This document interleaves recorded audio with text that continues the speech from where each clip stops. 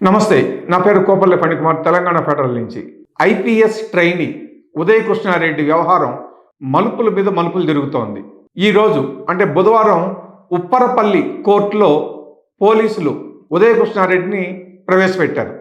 ఈరోజు ఉదయమే సూర్యాపేట నుంచి హైదరాబాద్ వైపు వస్తున్నటువంటి ఉదయ్ కృష్ణారెడ్డిని పోలీసులు మధ్యలోనే అడ్డుకున్నారు, అరెస్ట్ చేశారు, తీసుకుపోయి విచారించారు. ఈరోజు ఉదయం కోర్టులో ప్రవేశపెట్టారు. మధ్యాహ్నం పైన విచారణ మొదలైంది. ఇంతకు ముందే ఉప్పరపల్లి కోర్టు ఐపీఎస్ ట్రైనీ అధికారికి 14 రోజుల రిమాండ్ విధించింది. ఒక 10 రోజుల కిందట ఈ ఐపీఎస్ ట్రైనీ ఉదంతం వెలుగులోకి వచ్చింది. ఎలా వచ్చింది అంటే, ఇక్కడ అంటే హైదరాబాద్లో నేషనల్ పోలీస్ అకాడమీలో శిక్షణ పొందుతున్నటువంటి అనేక మంది ఐపీఎస్ అధికారుల్లో ఈ ఉదయ్ కృష్ణారెడ్డితో పాటు కర్ణాటక క్యాడర్కు చెందినటువంటి మరొక మహిళా ఐపీఎస్ అధికారి కూడా ఉంది. ఆ మహిళా అధికారి ఎన్పిఏ ఉన్నతాధికారులకు ఉదయ్ కృష్ణారెడ్డి మీద ఫిర్యాదు చేసింది. ఏమని అంటే, తనని లైంగికంగా వేధిస్తున్నాడని, తన మీద దాడులు చేస్తున్నాడని, తనను బ్లాక్మెయిల్ చేస్తున్నాడని, తన మొబైల్ ఫోన్ను తీసుకుని తన భర్తకు తనకు వ్యతిరేకంగా మెసేజ్లు పోస్టులు పెట్టి తనని చాలా ఇబ్బందికి గురి చేస్తున్నాడని కంప్లైంట్ చేసింది. అయితే ఉదయ్ కృష్ణారెడ్డిని విచారించేందుకు ఎన్పిఏ ఉన్నతాధికారులు ప్రయత్నిస్తే అతను అందుబాటులోకి రాలేదు. ఒక 2 రోజులు ఏమైందో తెలియదు, ఎక్కడ మనిషి కనబడలేదు. ఈ 2 రోజుల్లోనే అతన్ని ఎన్పిఏ నుంచి అంటే ట్రైనింగ్ నుంచి ఉన్నతాధికారులు సస్పెండ్ చేశారు. ఆ తర్వాత అతని మీద అత్తాపూర్ పోలీసులు కేసులు కూడా నమోదు చేశారు. కేసులు నమోదు చేసిన తర్వాత అతన్ని విచారించడానికి పోలీసులు అతను ఇచ్చినటువంటి అడ్రస్లకు వెళ్తే కనబడలేదు. ఆ మరుసటి రోజే ఆత్మహత్యాయత్నం చేసుకున్నాడు అనేటువంటి ఒక ప్రచారం బాగా పెరిగిపోయింది.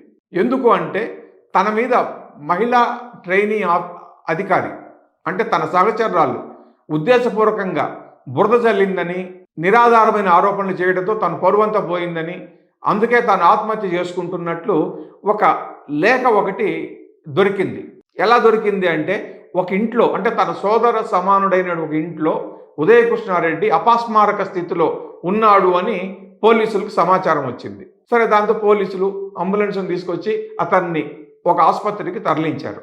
అయితే అక్కడ డాక్టర్లు చెప్పింది ఏంటంటే, అతను ఎలాంటి విషయము తీసుకోలేదు అని. మద్యం విపరీతంగా తాగడంతో స్పృహ తప్పి పడిపోయాడట, అంతే వాళ్ళు చెప్పింది డాక్టర్లు. ఇదే విషయాన్ని ఉదయ్ కృష్ణారెడ్డి అడిగినప్పుడు అతను ఏమీ సమాధానం చెప్పలేదు. ఆ తర్వాత ఆసుపత్రి నుంచి డిశ్చార్జ్ అయ్యాడు. మళ్ళీ పోలీసులు దొరకకుండా మాయమైపోయాడు. అసలు 5-6 రోజుల పాటు ఎక్కడున్నాడో కూడా ఆచూకీ తెలియలేదు. ఎందుకంటే అతను ఇచ్చిన అడ్రస్సుల్లో పోలీసులు వెతికితే కనబడలేదు. అతని ఫోన్ స్విచ్ ఆఫ్ చేసింది. అతను ఎక్కడికి వెళ్ళాడో కూడా తెలియలేదు. ఈలోపు ఒక లేఖ ఒకటి బయటకు వచ్చింది. ఎందుకు? ఇంతకుముందే చెప్పుకున్నట్లు తనను వేధింపులకు గురి చేశారు, తను ఎటువంటి తప్పు చేయలేదు, నిజం నిలకడ మీద తెలుస్తుంది, సత్యమేవ జయతే, ఇటువంటి సినిమా డైలాగులన్నీ ఆ లెటర్లో కనిపించినాయి. దాంతోపాటు తనకు ఏమి చేయాలో తెలియక ఆత్మహత్యకు పాల్పడ్డాను అని కూడా అందులో రాసున్నాడు లెటర్లో. ఇదంతా మొత్తానికి ఉదయ్ కృష్ణారెడ్డి వ్యవహారం గందరగోళంలో పడిపోవడానికి కారణాలైనాయి. చివరికి పోలీసులు ఉదయ్ కృష్ణారెడ్డి అతని సొంత ఊర్లో ప్రకాశం జిల్లాలోని ఎక్కడో మారుమూల గ్రామంలో ఉన్నట్టుగా గుర్తించారు. అక్కడికి పోయేటప్పటికి మళ్ళీ అక్కడ కూడా కనపడలేదు.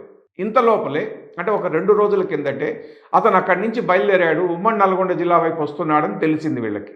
నిన్న రాత్రి అక్కడ కాపు కాసి అతన్ని కారుని అడ్డుకుని అతన్ని అదుపులోకి తీసుకున్నారు, అరెస్ట్ చేశారు, తీసుకువెళ్ళి విచారించారు. ఈరోజు మధ్యాహ్నం కోర్టులో ప్రవేశపెడితే కోర్టు అతనికి 14 రోజుల రిమాండ్ విధించింది.